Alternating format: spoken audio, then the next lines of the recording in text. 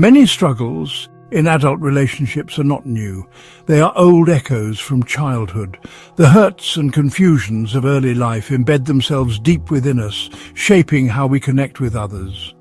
We may believe we are reacting to our current partner, but often we are replaying scenes from a much earlier script.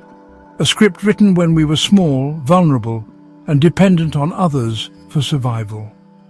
Understanding this is the first step towards change. The body remembers these early experiences. Even when the conscious mind has forgotten, the imprints remain. These imprints influence our nervous system and dictate our automatic responses to perceived threats in relationships. A raised voice, a moment of distance, a critical remark. These can trigger disproportionate reactions. These reactions are not always logical in the current context, but are entirely logical when viewed through the lens of past experiences. Our bodies are trying to protect us based on old information. Our earliest bonds form a blueprint for future connections. If these first relationships were secure and nurturing, we develop a foundation of trust. However, if our early environment was marked by inconsistency, neglect, or fear, our blueprint becomes distorted. We may unconsciously expect disappointment or betrayal. This internal map guides us, often without our awareness, towards familiar, though sometimes painful, relational terrain. Until we bring these patterns into conscious awareness, we remain their captive. The past is never truly past until it is understood and integrated. Sigmund Freud offered a profound insight many decades ago. He stated, "Unexpressed emotions will never die. They are buried alive and will come forth later in uglier ways." This observation holds a deep truth, especially concerning our childhood.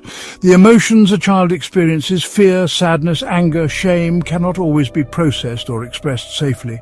When caregivers are unavailable, dismissive, or the source of distress, these feelings become submerged. They do not disappear. They remain active, buried within the psyche, waiting for an opportunity to surface. These unexpressed emotions are often tied to fundamental unmet needs from childhood. Every child needs to feel safe, seen, soothed, and secure.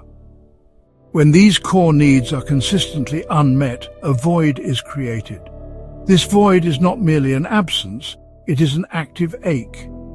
This hunger persists into adulthood, often becoming a driving force in our quest for love and connection. In adult relationships, this buried emotional material and the ache of unmet needs manifest in various ways. We might project our past hurts onto our current partners. We may seek from them the validation or security our parents failed to provide. This places an impossible burden on the relationship. A partner cannot fill the role of a missing parent. When these unconscious expectations are inevitably unmet, the old unexpressed emotions can erupt, often as anger, anxiety, or profound sadness. The uglier ways Freud mentioned can also take the form of self-sabotage. We might push away intimacy when it becomes too intense, fearing a repeat of past pain. Understanding that these patterns are echoes of the past rather than flaws in our character is crucial. There is a powerful, often unconscious drive within us that Freud termed repetition compulsion. This is the tendency to reenact early traumatic experiences or difficult relationship dynamics. It is not a conscious desire for pain. Rather, it is an attempt by the psyche to gain mastery over unresolved issues. We are drawn, as if by an invisible force, to situations and people that mirror the circumstances of our original wounding. The unconscious hope is that this time we can achieve a different outcome. This time we can fix it. Imagine a child who felt powerless in the face of a critical or distant parent. As an adult, this individual might find themselves repeatedly drawn to partners who are similarly critical or emotionally unavailable. On the surface, this seems illogical. The deeper unconscious logic is an attempt to finally win the approval that was withheld. Unfortunately, without conscious awareness and new skills, these repetitions rarely lead to healing. More often, they lead to re-traumatization.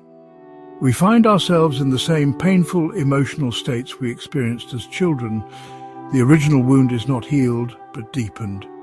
Breaking free from repetition compulsion requires recognizing the pattern. Only by bringing this script to light can we begin to revise it and choose a different play. Real talk. If any of this hits hard, don't just analyze it. Try online therapy. Private, flexible sessions via video or even WhatsApp. Use code therapy20 for 20% off. Links in the description.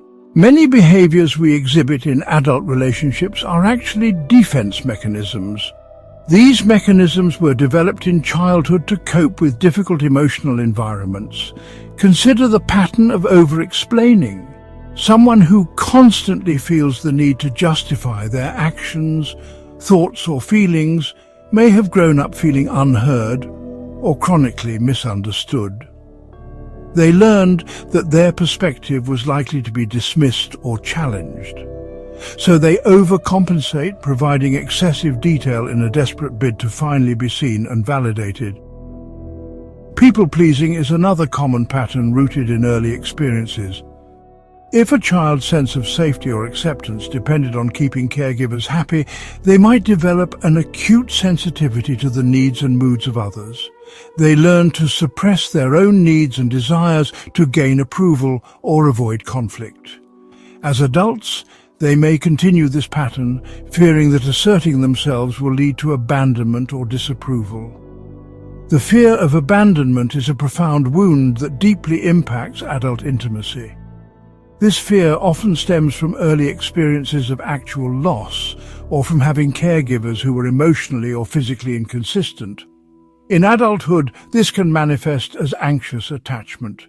Conversely, it can lead to avoidant attachment, where the person shuns deep connection to protect themselves from the anticipated pain of loss. Parental neglect, whether emotional or physical, leaves deep scars. Emotional neglect, the absence of attunement, empathy, and emotional support, can be particularly insidious. Trusting others becomes a monumental challenge. These are not character flaws, but adaptations to an unloving environment. The journey of healing childhood wounds begins with acknowledgement. We must first recognize that our past experiences are influencing our present reality. This is not about blame, it is about understanding cause and effect. Journaling can be a powerful tool in this process. Writing down our thoughts, feelings, and memories allows us to observe patterns. We can see how certain situations trigger old responses. It helps to externalize the internal chaos, creating a space for reflection and insight. Reparenting the inner child is another crucial step. This involves consciously providing ourselves with the compassion, understanding, and support that may have been missing in our upbringing. It means learning to speak to ourselves with kindness, especially when we make mistakes or feel vulnerable. Professional therapy can offer invaluable support on this healing journey. A skilled therapist provides a safe space to explore painful memories and emotions. They can help us understand the roots of our relational patterns and develop healthier coping mechanisms. Modalities like eye movement, desensitization and reprocessing, or EMDR, or somatic experiencing, can be particularly effective for processing trauma stored in the body. Therapy is not a sign of weakness. It is an act of courage and a commitment to growth. Finally, learning to set healthy boundaries is essential for protecting our well-being. Boundaries define what is acceptable and unacceptable in our interactions with others. Setting boundaries is an act of self-respect. It teaches others how to treat us and creates the safety necessary for authentic connection. The wounded child lives within many adults. This part operates from past pain. Easily triggered, it distorts our view of relationships. The adult self is grounded in the present. It recognizes old wounds and chooses responses. Self-love is the foundation for healthy relationships. It allows for authentic connection. If this gave you clarity, like the video, if you're done getting blindsided in love, subscribe. We go way deeper. And check the therapy link below if you're serious about healing.